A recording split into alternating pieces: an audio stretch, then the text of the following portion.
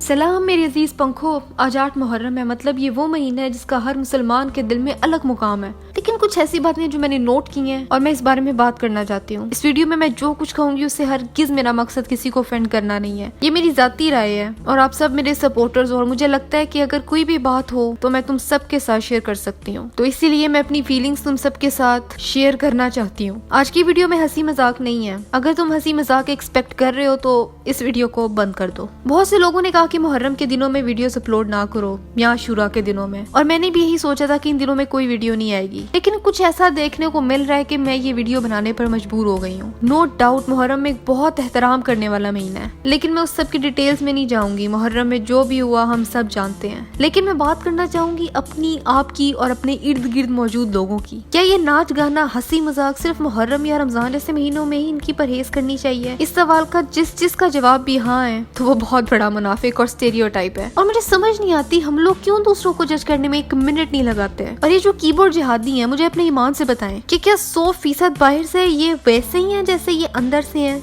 ये जो गुनाह करते हैं या अकेले में या छुप कर जो भी काम करते हैं, क्या ये दूसरों के सामने भी वैसे ही हैं जैसे ये अकेले में होते हैं? ये सब बातें करने का मकसद इसलिए था कि नॉर्मली जब मेरी वीडियोस पर हेट मिलता है तो मैं उसको इतना केयर नहीं करती, लेकिन वही लोग जो पूरा साल मेरी वीडियोस एंजॉय करते हैं, इन्हीं दिनों में आके मुझे गालियां दे रहे होते हैं। मैं ये कहना चाहूंगी कि यार आपको कोई भी फोर्स नहीं कर सकता कि आपने इंटरनेट पर आकर क्या देखना है। अगर आपके सामने कोई ऐसी वीडियो आती है जो आपको लगता है कि मुहर्रम के दिनों में देखना मुनासिब नहीं है, जिसमें हो सकता है कि हंसी मजाक या म्यूजिक हो, तो यार आपके पास ऑप्शन है कि आप उसे अवॉइड कर दें। लेकिन आप खुद बताओ कि उस वीडियो को कोई अपनी मर्जी से खुद आके देखे, एंजॉय करे और फिर गालियां दे। पिछले दिनों मुझे बहुत से कमेंट्स आए कि मुहर्रम में वीडियोस मत बनाओ, और गेस व्हाट, ये कमेंट मुझे कहाँ आए? यूट्यूब पर, फेसबुक पर, इंस्टाग्राम पर। मतलब अगर मैं वीडियोस अपलोड कर रही हूँ तो आप भी तो देख ही रहे हो ना। अगर मैं यूट्यूब पर हूँ तो आप भी फेसबुक, इंस्टाग्राम पर हो। बस फर्क ये है कि मैं अपलोड कर रही हूँ और आप देख रहे हो। मकसद मेरा ये है कि दूसरों को एहतराम का कहने से पहले हम खुद कितना एहतराम करते हैं। एक वीडियो पर पिछले दिन किसी सच्चे मुसलमान ने कमेंट किया था कि बेगैरत, मुहर्रम का ख्याल कर।